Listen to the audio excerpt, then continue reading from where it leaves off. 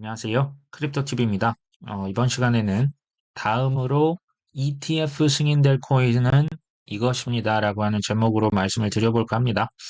제 얘기라기보다는요, 2천조 원을 자산을 운영하고 있는 그 회사에서 얘기를 했습니다. 제가 이따 말씀을 드리겠습니다. 자, 이 회사는 지금 현재는 미국의 캘리포니아 그 서부 쪽에 위치를 하고 있고요. 1년 매출이 우리 돈 10조 원이 넘습니다. 뭐 이것저것 다 제한 그 인컴도 순수익도 우리 돈 뭐 2조에서 3조 사이가 되겠죠. 자산 운용사다 보니 이제 자산 운용 규모, 그러니까 그걸 이제 AUM이라고 하는데요. 1.53 트릴리언 달러라고 이렇게 적혀 있습니다. 우리 돈으로 하면 지금 현재 환율 기준 2천조 원이 넘는 엄청난 규모의 자산을 운영하고 있습니다. 전 세계 자산 운용사 이제 줄을 한번 세어보면 탑 20, 20위권에 위치를 하고 있습니다. 자, 첫 번째가 잘 아시는 블랙락입니다. 뭐 블랙락은 워낙 그 AUM 자체가 뭐 거의 이제 9, 10 이제 10 trillion 이게 빌리언이 아니고 9, 10 trillion 달러스죠. 2위는 뱅가드, 3위는 피델리티, 4위는 스테이트 스트리트. 여기는 미국에서 두 번째로 오래된 은행입니다. 다섯 번째는 모건 스탠리, 여섯 번째 JP 모건, 그 다음 골드만삭스, 프랑스에 있는 뭐 금융기관 하나가 있고요. 그 다음 저머니, 그러니까 독일의 알리안츠, 미국의 캐피탈 그룹, 프랑스의 아문디, 그 다음 미국의 BNY 멜론, 스위스의 UBS, 뭐 핌코 어쩌고 저쩌고, 뭐 도이치뱅크가 16위, 인베스코 여기 ETF 신청했죠. 우리가 또 들어서 알고 있는 뱅크 오브 아메리카가 19위에 랭크가 됩니다. 그리고 제가 말하려고 하는 그 회사 20위죠. 프랭클린 템플턴입니다. 지금 1.4 트릴리언, 1.5 트릴리언 왔다 갔다 합니다. 여기가 1947년 찰스 존슨이라고 하는 사람에 의해서 창업이 됐고요. 처음에는 미국에 그 뉴욕에 있었는데요. 지금은 캘리포니아로 이동을 했습니다. 이 창업주가 그 벤저민 프랭클린 그 대통령을 워낙 좋아했었다고 합니다. 그래서 지금 이름도 프랭클린이 들어가 있죠. 지금 현재 CEO는 제니 존슨이라고 하는 여성 CEO인데요. 제가 알아보니까 이 찰스 존슨 창업주의 따님이십니다. 자, 그래서 뭐 얼마 전에 여기 지금 CEO로 올라섰습니다. 자, 이 회사는 뭐 굉장히 뭐 거의 뭐 80년 가까이 됐죠. 보수적으로 운영되는 뮤추얼 펀드 전문 회사입니다. 이제 뮤추얼 펀드는요, 우리가 쉽게 말하면 그 펀드 매니저, 좀 자산을 잘 굴릴 수 있는 뭐 주식이나 채권에 투자하는 그 어떤 자산 운용사에 우리가 돈을 맡기고 거기서 수익이 발생하면 그 수익을 우리한테 돌려주는 뭐 그런 그 구조라 보시면 되고요. 그 회사는 그러니까 이제 여러 가지 운영 수수료를 가져가겠죠. 여기에서 전통적으로 프랭클린 브랜드 하에 채권형 펀드가 있고, 뭐 해외 펀드가 있고, 또 value, 그러니까 가치 투자 펀드가 있습니다. 대체적으로 좀 그 보수적으로 운영을 한다고 합니다. 뮤추얼 펀드 뭘 운영하나 봤더니요. 100여 종의 개방형 뮤추얼 펀드, 7가지는 폐쇄형 펀드. 이제 이건 뭐 상식으로 알아두시면 개방형은 그러니까 언제든지 들어갔다가 언제든지 팔고 나올 수 있는 펀드가 개방형이고요. 반면 폐쇄형은 딱 들어가는 투자해야만 하는 시기가 정해져 있고 그 중간에 빠져나올 수가 없습니다. 그리고 이제 언제 이후부터 팔 수 있습니다라고 공고를 하면 그때야 비로소 팔고 나올 수 있는 그런 펀드가 폐쇄형입니다. 대부분 지금 개방형을 운영을 하고 있죠. 눈에 띄는 펀드는 세계 최대의 주식형 펀드를 운영합니다. 템플턴 그로스 펀드. 이게 무려 1954년 오래됐죠. 디스커버리 펀드, 뭐 그로스 펀드 여러 가지가 있는데요. 여기 보시면 뭐 안정형 자산 배분, 이게 이제 컨저버티브는 이제 좀 그 보수적인 그 펀드죠. 그리고 가치 투자, 또 60년간 중단 없이 배당도 줍니다. 주로 여기 인컴 펀드는 보니까 배당주했다 하고 채권도 이자가 있죠. 이제 세계 최고의 자산 운용사들의 특징이 몇 가지가 있어요. 첫 번째, 당연하죠. 자산 운용의 그 규모가 큽니다. 두 번째, 막 혁신적으로 투자하겠습니까? 그 이제 돈나무 언니 같은 스타일이 아닙니다. 굉장히 보수적으로 자산 운용을 하고요. 대부분 고액 또 고령의 자산가들이 사실 여기에 많이 들어옵니다. 그 다음 이 고객들 연령대가 많으시면 아무래도 잃을 게 많은 연세시잖아요. 대부분 보수적이고 배당이라고 하는 걸 중시 여깁니다. 배당은 내가 그 주식만 갖고 있어도 회사 수익이 잘 나면 그 이익의 일부를 그냥 배당 형태로 주는 거죠. 이 세 가지 특징을 기억을 잘 해보시면 좋을 것 같아요. 사실 뭐 이전에 워런 버핏과 그 JP 모건 제이미 다이먼 회장은 비트코인을 뭐 쥐약이다, 뭐 사기다라고 했는데 그 이유 중에 하나, 싫어했던 이유 중 하나가 비트코인은 배당 안 준다며 라고 했던 것도 사실 있었습니다. 금도 마찬가지죠. 금도 배당이 없는 대표적인 뭐 안전 자산이라고 하는데 뭐 어쨌든 그렇습니다. 자, 프랭클린 템플턴 사실은 뭐 트위터 저도 오래 했지만 그 이번에 처음 한번 들어가 봤습니다. 근데요, 제가 좀 인상적이었던 게 있습니다. 지금 현재 기준 75년이 넘은 거의 80년이 다 된 자산 운용사거든요. 트위터 팔로워가 13만 명이면 사실 굉장히 적은 겁니다. 이거 뭐 거의 없다라고 보셔도 될 정도인데 한번 생각해 보시면 쉽습니다. 그러니까 제가 보수적이라 말씀드렸잖아요. 주 고객들이 누굴까요? 쉽게 말하면 베이비 부머들입니다. 최소 50대에서 60대죠. 뭐 블랙락도 그렇고요. 피델리티는 그나마 뭐 비트코인도 해서 좀 젊은 층도 가져가려고 뭐 MZ들도 섭외하려고 하는데 지금 프랭클린 템플턴, 블랙락 기존의 그 큰 기관들은 다 보수적입니다. 쉽게 말하면 50대, 60대, 심지어 70대도 있거든요. 트위터 하시는 분 계십니까? 아마 안 계실 겁니다. 그래서 팔로워가 그렇게 적은 겁니다. 회사도 고객도 매우 보수적인 집단이죠. 자, 그런데 지금 혹시 눈치채셨습니까? 이 벤자민 그 프랭클린 이 대통령 눈에서 지금 뭐가 나오고 있습니까? 레이저 아이가 나옵니다. 이게 이제 비트코인 맥시멀리스트들이 나 비트코인 그 이제 2021년도부터 이게 유행을 했잖아요. 나 완전 비트코인 불이야. 상승론자야. 이렇게 이제 그 트위터 프로필에 이렇게 했는데 지금 프랭클린 템플턴이 제가 볼 때는 굉장한 변신, 혁신을 하고 있지 않나라는 생각이 듭니다. 들어가서 한번 좀 살펴봤습니다. 1월 17일자인데요. 일단 뭐 비트코인 현물 ETF 신청해서 승인을 받았지 않습니까? 여기 지금 뭐라 적혀 있냐? 수수료까지 아껴서 비트코인 사세요라는 지금 글이 적혀 있습니다. 그리고 지금 우리가 지금 업계 최저 수수료입니다. 그럴 수밖에 없죠. 2024년 8월까지 비트코인 ETF 수수료를 받지 않습니다. 이건 사실상 파격적인 마케팅이거든요. 그리고 제가 한번 들어가서 봤더니 비트코인이 요즘 좀 화제가 되고 있는데 라고 하면서 뭘 하나 봤더니 지금 웨비나를 개최합니다. 웹에서 하는 세미나 웨비나라고 합니다. 여기 이제 샌디 카울이라고 하는 사람이 프랭클린 템플턴의 디지털 자산 뭐 총괄하는 사람인 것 같아요.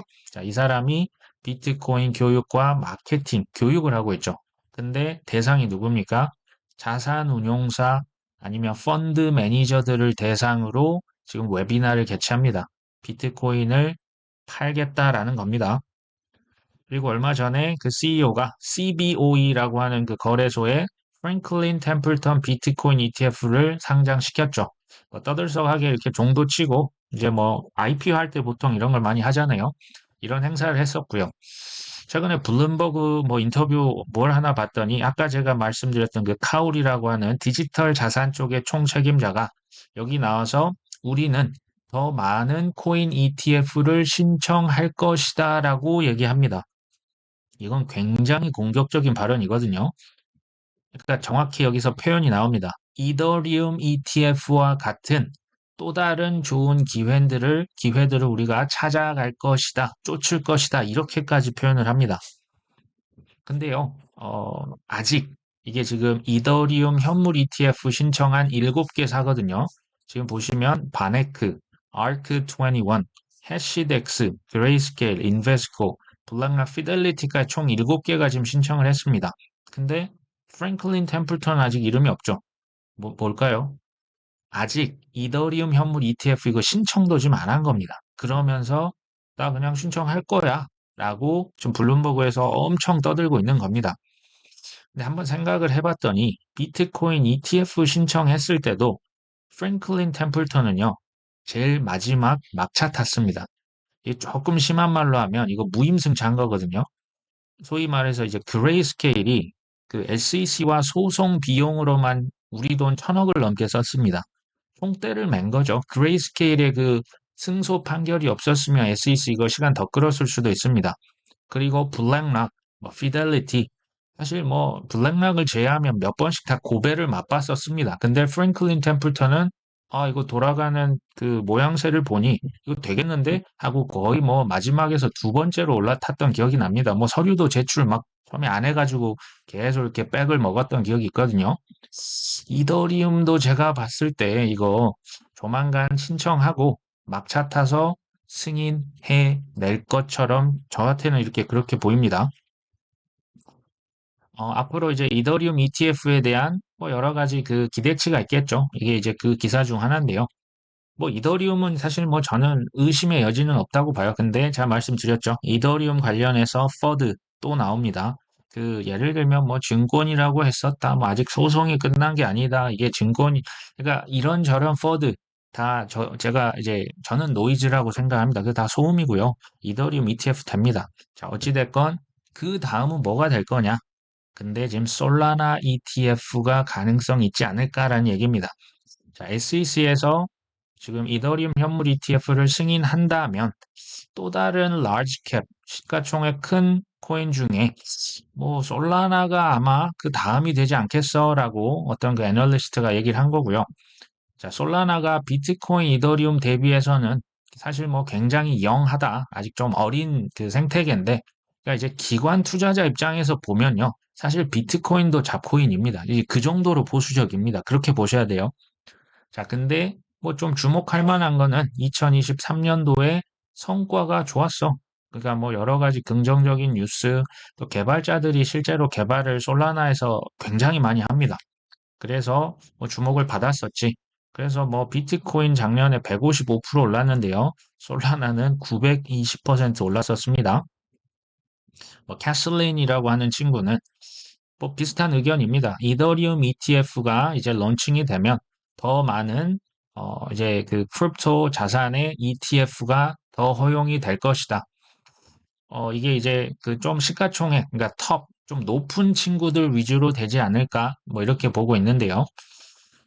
시가총액이 높은 코인일수록 ETF 승인 확률이 높을 것이다. 근데 여기서 또 재밌는 표현을 하는데요. 그러니까 쉽게 말하면 솔라나 ETF, 뭐 아발란체 ETF, 뭐 도치코인 ETF 예를 든 겁니다. 그렇게 각각 ETF가 나올 것이냐, 아니면 뭐 S&P 그냥 500 지수처럼 그냥 그 500 위 안에 드는 그 기업들 다 묶어버린 것처럼 코인도 탑 50위 안에 드는 코인들 묶어서 ETF로 팔 가능성도 있다. 우리 구독자분들 어떻게 생각하십니까?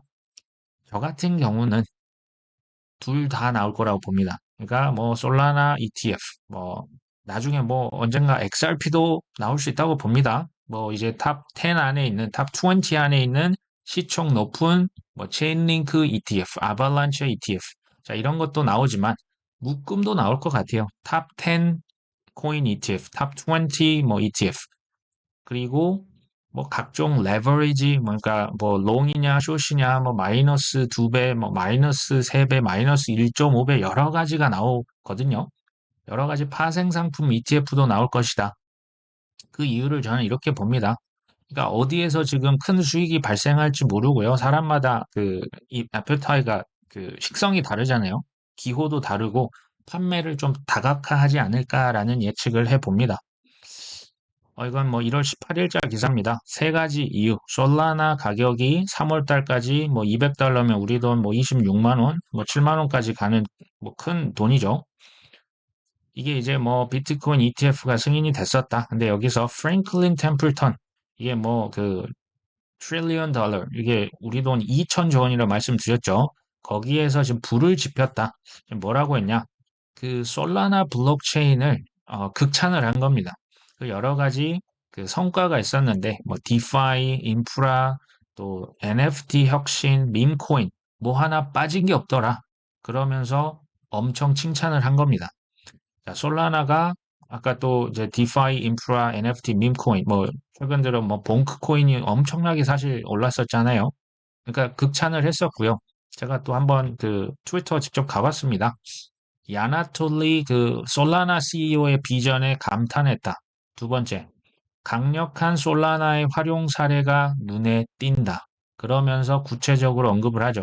작년 4분기에 디핀, 그러니까 뭐 디센트럴라이즈드 인프라도 잘 구축했고, 디파이에서도 탈중앙화 금융에서도 쓰고, 밈코인도 쓰고, NFT에서도 쓰고, 여기 또 파이어 댄서까지 나오는데요.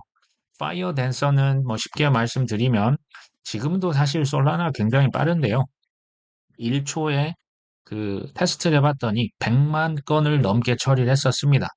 근데 사실 속도가 빠르면 이 검증 부분, 안정성이 좀 취약해질 수 있거든요. 실제로 사실 뭐 셧다운을 몇 번 했었습니다. 그래서 여기에 검증자를 몇 개 더 추가를 합니다. 그래서 좀 그 이 네트워크 보안의 안정성을 가져가려고 하는 게 이 파이어 댄서고요.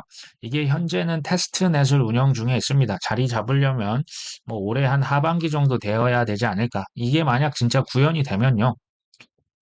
뭐 진짜 뭐 상상을 초월하게 빨라지는 거예요. 뭐 비자 카드, 마스터카드 비교도 안 될 만큼 굉장히 빠르고 특히 이제 셧다운이 이제 안 돼야겠죠. 이게 여러 번 다운이 됐었기 때문에요. 자, 어쨌든 지금 이렇게까지 극찬을 하니 이제 이런 기사가 뜹니다. 제가 이거 보고 좀 웃겼는데요. 프랭클린 템플턴 솔라나를 극찬한다. 이거 ETF 출시를 한다는 얘기냐 아니면 또 해킹이냐. 이게 이제 SEC 계정도 해킹이 됐었잖아요. 뭐 해킹인지 모르겠습니다. 솔직히.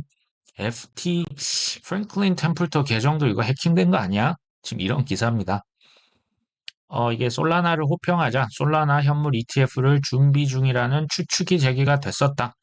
그러나 솔라나 커뮤니티 쪽에서는 좀 회의적이라고 합니다. 그 이유가 뭐 솔라나 그 뭐 CEO를 비롯해서 경영진이 뭐 ETF 관련 그 언급조차 안 했다. 그러니까 너무 조용하다. 그래서 뭐 그거 되겠어라고 이제 얘기를 하는 거고요.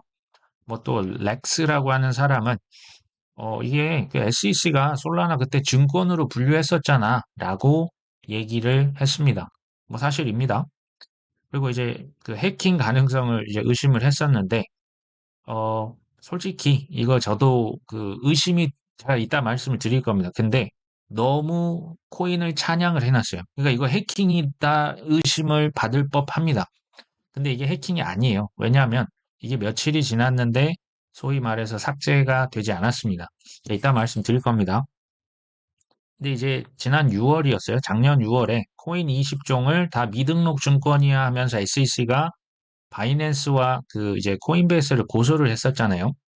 제가 이거 왜 말씀드리냐면 제가 사실 그때 솔라나를 샀습니다.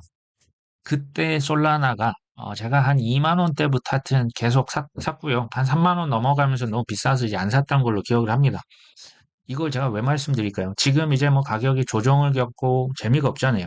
이럴 때 우리가 열심히 코인들의 펀더멘털을 공부해야만 하는 이유가 있습니다. 왜 그렇습니까? 지금 공부를 하고요. 언젠가 악재가 꼭 안 올 것 같거든요. 그 악재 옵니다. 지금도 지금 생각보다 좀 조정이 많이 되고 있잖아요. 그 기회를 누가 잡습니까?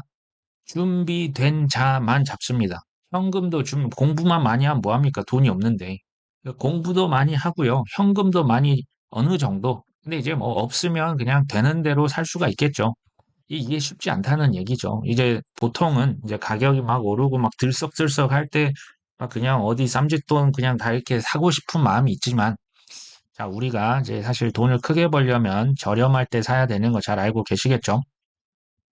자, 프랭클린 템플턴이 또 이게 아까 그 말씀드렸던 블룸버그에 나와서 우리 지금 디지털 자산 전용 그 팀을 만들었어. 그리고 다른 제품군, 다른 ETF 우리 신청할 거야. 이제 대놓고 얘기를 하는 거죠. 그리고 제가 이걸 보고 좀 놀랐는데, 제가 볼 때 이 트위터 운영하는 담당자 굉장히 젊은 MZ 세대로 추측됩니다. 이게 지금 짤을 붙였는데 뭐냐면요. 쟤네들은 우리가 디지털 자산팀 꾸렸는 줄도 모르고 있을 거야. 우리 비트코인 ETF도 이렇게 신청해서 승인됐잖아.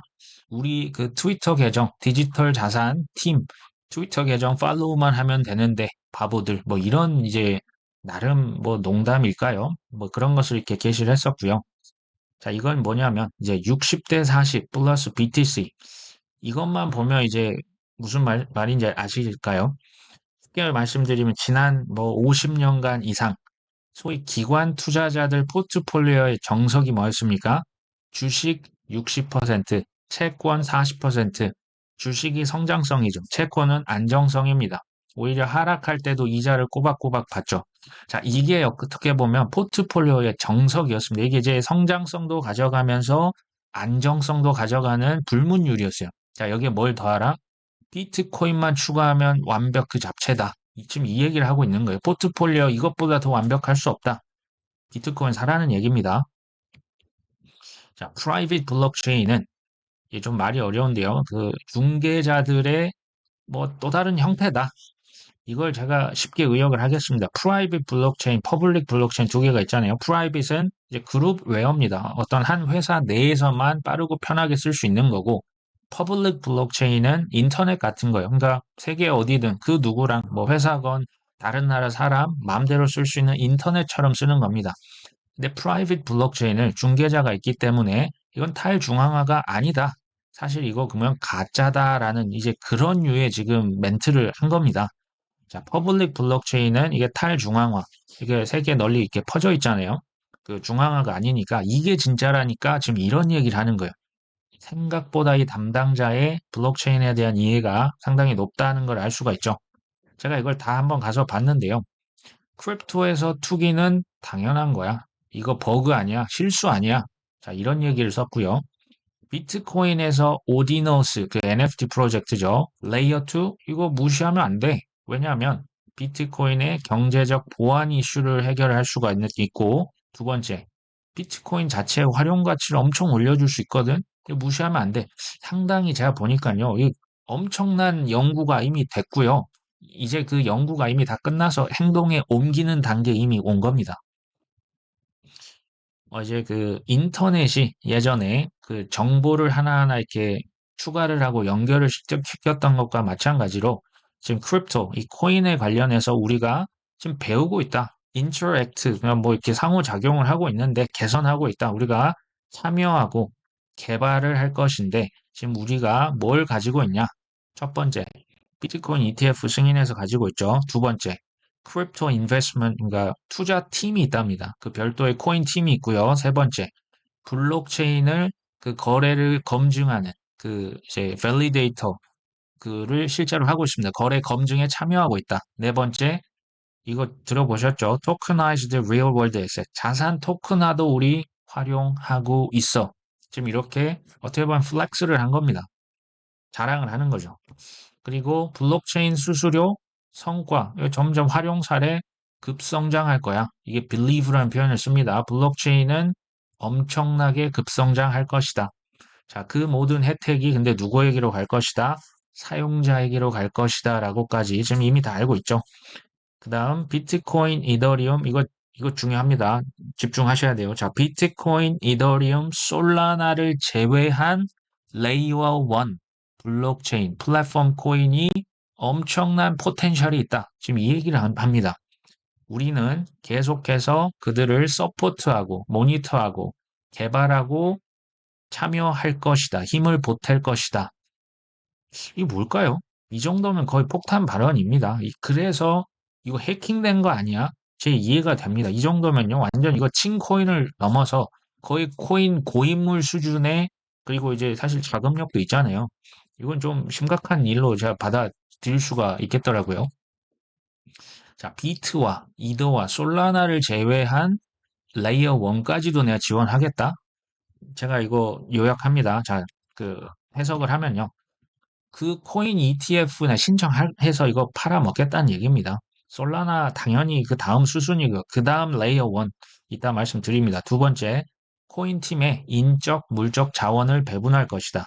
세 번째, 레이어 1 블록체인 검증자로 참여할 것이다. 지금 구글 클라우드, 뭐 마이크로소프트, 그러니까 여러 가지 클라우드 대기업에서 그 여러 퍼블릭 블록체인 이미 그 밸리데이터 검증자로 참여 이미 하고 있거든요. 그거 한다는 얘기입니다. 네 번째, 이게 약간 이제 좀 소름이 끼치는 건데요. 자산 토큰화를 하기 위해서 지금 레이어 1을 언급한 거예요. 뭐냐면 이미 뭐 채권 거래, 주식 거래, 펀드 거래, ETF 이거 다 실은 다 하고 있잖아요. 전 세계 판매를 하고 있는데 부동산, 뭐 외환 거래까지 이것을 어디 위에 올려놓겠다? 레이어 1 플랫폼 위에 올려서 사고 팔고 수수료 낮추고 거래 빠르게 하고 효용을 누구한테 주겠다? 투자자에게 돌려주겠다라는 빅픽처가 지금 이 1, 2, 3, 4번 안에 지금 다 들어가 있는 겁니다. 이게 되시죠? 그 레이어 1 코인에 지원, 관찰, 개발 힘을 보탤 것이다 라고 지금 대놓고 그 선언을 한 거고요. 자, 그 레이어 1 블록체인, 뭐 어떤 코인을 말하는 걸까요? 제가 그 코인 개코 가서 한번 그냥 쭉 다 긁어봤습니다. 지금 빨간색으로 한 게 레이어 1입니다. 이더리움 포함이 됩니다. 사실은 바이낸스도 레이어 1입니다. 근데 제가 이걸 왜 파란색으로 했냐? 중국계를 과연 이렇게 집어넣을까요? 아마 저는 조금 좀 우선순위에서는 제외가 되지 않을까. 그 다음 솔라나죠. 그 다음 뭐가 있습니까? 카르다노가 있습니다. 그 다음 아발란체가 11위에 랭크가 되어 있습니다. 그 다음 트론도 뭐 레이어 1인데요. 트론도 중국계잖아요. 일단 트론이나 뭐 바이낸스를 쓸 것 같지는 않습니다. 자, 13번째는 이제 폴카닷, 체인링크. 이것들은 이제 레이어 1은 아니에요. 차라리 레이어 제로라고 하는 거죠. 이제 그 소위 말하는 블록체인 간 호환을 담당합니다. 폴카닷, 체인링크 뒤에 있는 이 코스모스는 레이어 뭐 제로라고 뭐 우리가 분류를 하겠습니다. 자, 톤코인 레이어 1 맞습니다. 폴리건은 레이어 2죠. 시바이누도 레이어 2 기능이 최근에 탑재가 됐었습니다. 코스모스 말씀드렸죠. 레이어 1입니다. 이더리움 클래식을 플랫폼으로 활용하는 개발자나 어떤 집단을 제가 본 적은 없습니다. 하지만 이게 또 상품화돼서 제가 볼 때 또 뭐 ETF까지도 갈 수 있을 가능성이 있다고 봅니다.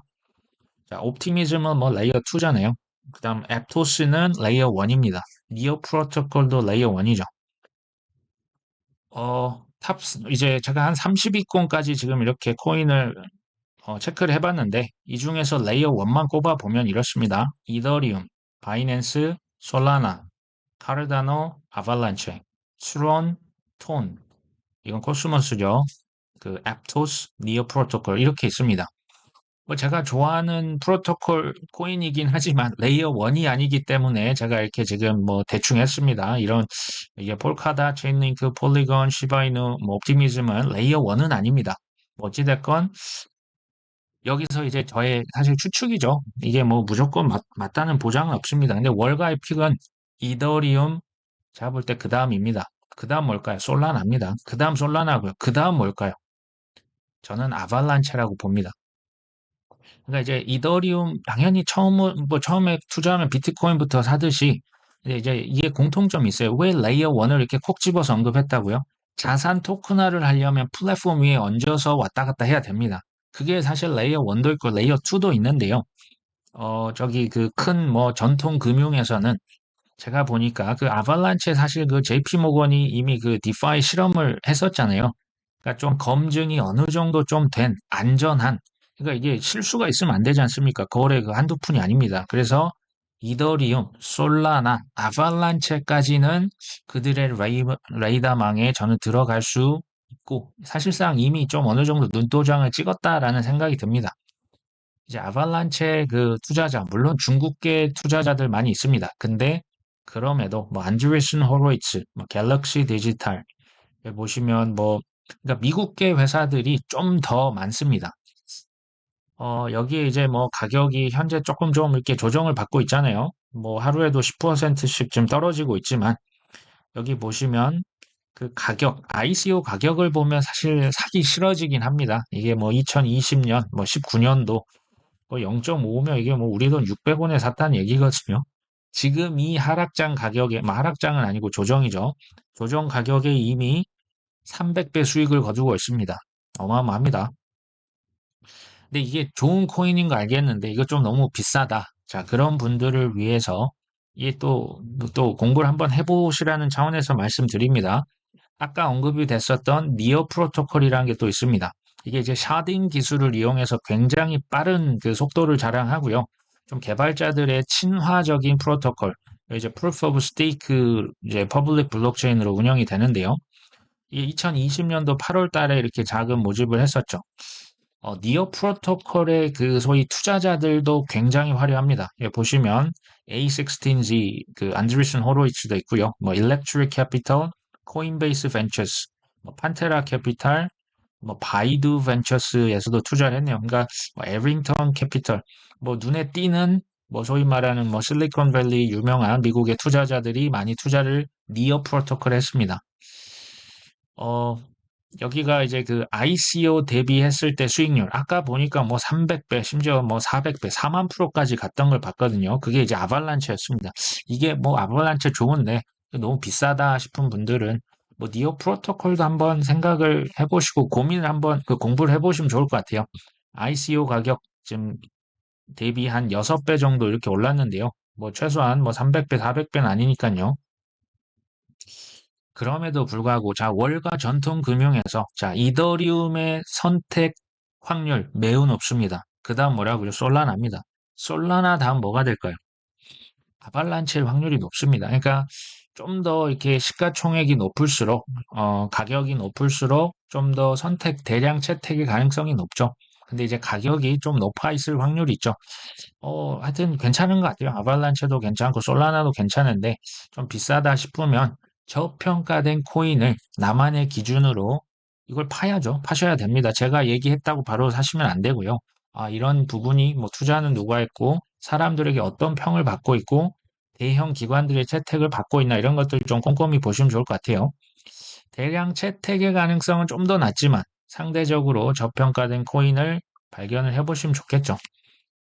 자, 제가 제니 존슨 템플턴 CEO 얘기를 한번 드렸었는데, 지난번 영상에서 제가 뭐 다른 거 다 차치하고, 올해 그냥 슈퍼 선거에 해다. 70개국에 선거하니까 돈이 풀릴 거다 말씀드렸죠. 그러니까 걱정하지 마시라 말씀을 드렸는데, 자, 여기에 이미 확정된 걸 추가하면요. 뭐 금리 인하, 이거 확정이잖아요. 뭐 3번이냐, 6번이냐, 뭐 3월이냐, 하반기냐, 그걸 어떻게 알겠습니까? 왔다 갔다 합니다. 자, 돈 찍기, 반감기, 비트코인, 이거 지금 이미 다 확정이죠. 중국에서 그 홍콩 ETF, 이것도 사실 시점의 문제 아닙니까? 그럼 사실 이것도 확정이에요. 아, 중국에서도 비트코인 현물 ETF가 승인이 되겠구나. 지금 템플턴이라고 하는 곳이 아까 말씀드렸잖아요. 자산 운용 규모에 보통 비트코인 1%에서 3% 추천합니다. 기관 투자자들은 이제 소액씩만 사거든요. 2천조 원의 1%면 얼마인지 아십니까? 이게 20조 원입니다. 템플턴 하나만 코인 시장이 20조 원까지도 가져올 수 있어요. 이게 뭐 단기간은 아닙니다. 근데 말씀 아까 보여드렸던 블랙락, 피델리티, 스테이트 스트리트, JP 모건, 골드만삭스, 모건 스탠리 지금 이거 미국 회사들만 제가 말씀드린 거죠. 지금 다 비트코인 팔겠다고 대리점 한다고 하지 않습니까? 영국 회사들, 스위스, 프랑스, 독일, 유럽 회사, 중국 하면 뭐 일본 가만히 있을까요?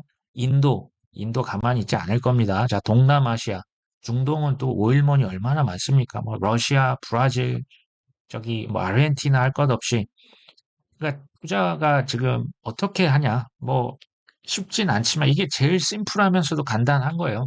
이제 바이더 딥인데 제가 물이 없는이라 썼죠. 막 비투로 막 그냥 쥐어짜면서 하시면 이 하락장 견디기가 쉽지 않아요. 생활비도 좀 놓으시고 여유 있는 돈으로 그냥 그때그때 바이더 딥 하시고요. 존버하시고 그 이후로 아무것도 안 하시는 거. 2배, 3배 올랐다고 팔고 뭐 밑에서 다시 잡았다? 좋습니다. 그거 좋은데요. 그게 잘 안 되셨던 기억이 있는 분들은 그거 그냥 하지 마시고 그냥 냅두세요.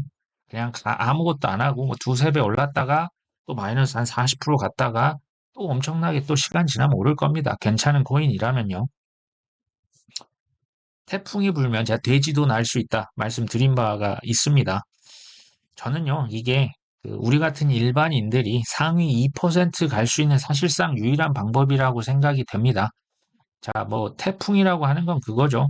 그 소위 글로벌 큰 대형 자산 운용사들, 뭐 은행들, 금융기관들이 코인들을 사면 당연히 올라가겠죠. 그 소위 말하는 뭐 국부 펀드, 연금 펀드, 고액 자산가, 패밀리 오피스, 코인판에 결국 다 들어온다니까요. 그 전에 우린 사서 아무것도 하지 않았으면 좋겠습니다. 자, 오늘 방송 여기까지 합니다. 끝까지 시청해 주셔서 감사합니다.